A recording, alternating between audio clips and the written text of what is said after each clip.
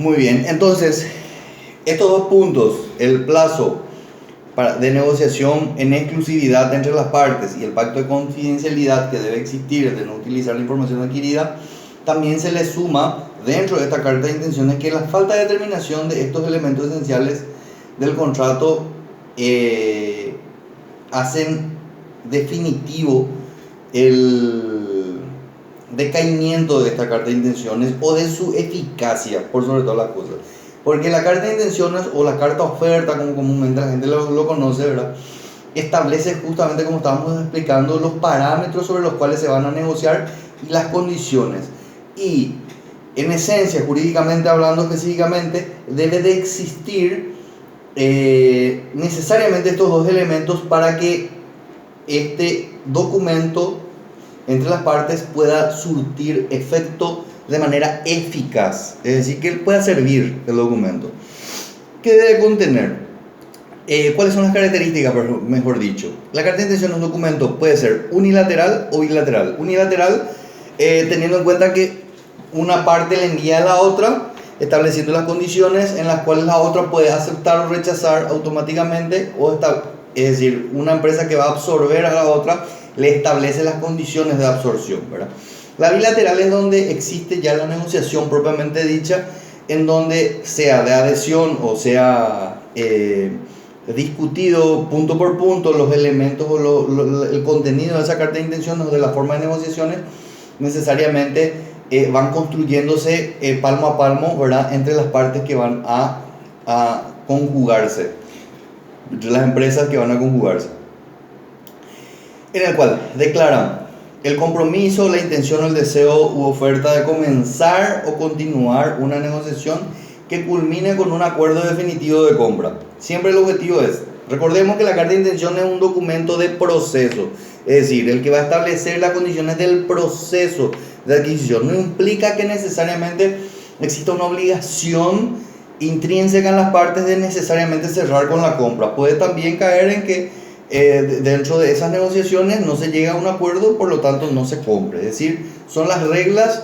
de negociación entonces de estas cartas de intención, fijando los eventuales pactos alcanzados hasta dicho momento y estableciendo que la negociación futura deberá partir de los mismos y en su caso adelantando una cifra aproximada de precio a pagar por las acciones o los activos. Es decir, esto es como un proceso de conocerse entre personas, ¿verdad? Toman un café, hablan una vez, se citan una vez, se citan dos veces. Primero, el elemento principal, entran en confianza. Posteriormente, empiezan a hablar cada uno de cada cual, es decir, qué es su empresa, qué es él, qué es la cabeza, cómo llegaron a donde están, cuáles son sus intenciones, cuáles fueron sus metas. El último paso, todo esto que nosotros estamos mencionando anteriormente, necesariamente se da dentro de un proceso real de negociación. Entonces, ¿qué es lo que ocurre? El último paso es la concreción, tipo, pasame por tu propuesta y vamos a analizar, ver cómo podemos hacer. Me interesa lo que me planteaste. Entonces, el documento formal en donde se formaliza, valga la redundancia, esas conversaciones previas y se establecen los puntos de esas conversaciones ya predichas, es la carta de documento. Entonces, la carta de intenciones.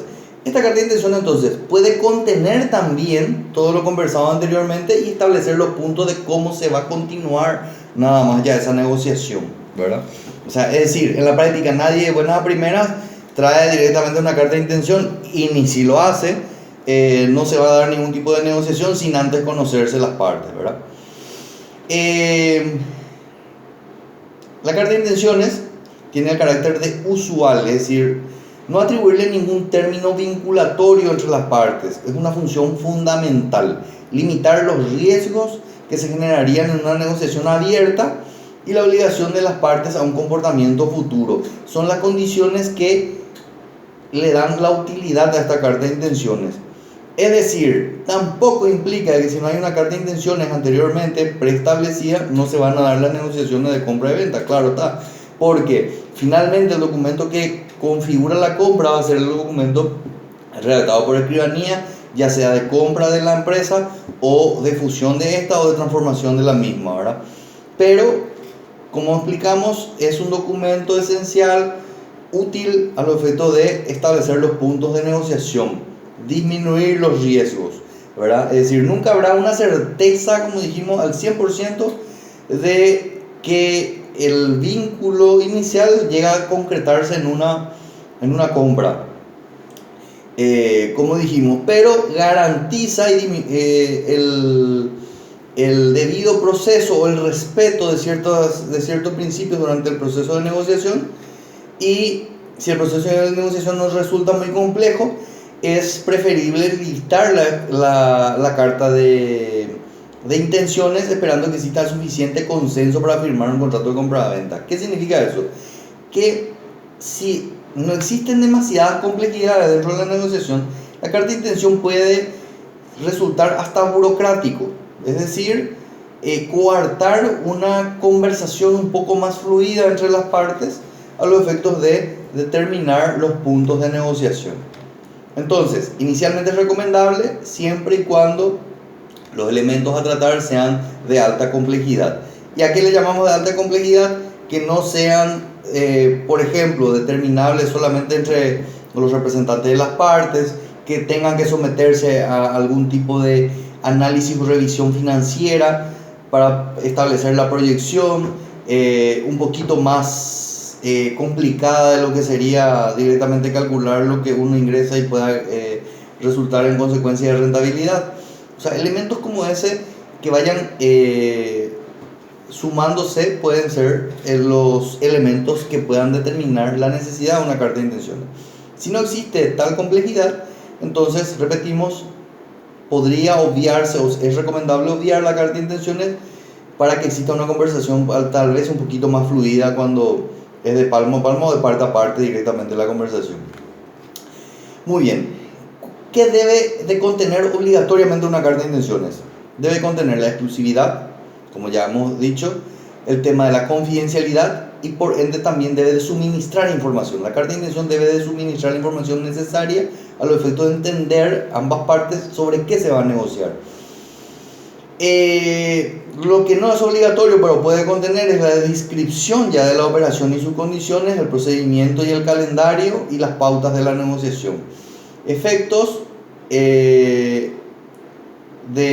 incumplimiento en una carta de intenciones puede derivar en un resarcimiento de daños. Muy bien, con esto damos por terminado entonces la primera parte del procedimiento propiamente dicho de adquisición, y cómo es el puntapié inicial, es decir, cómo se inicia un proceso de adquisición de empresas.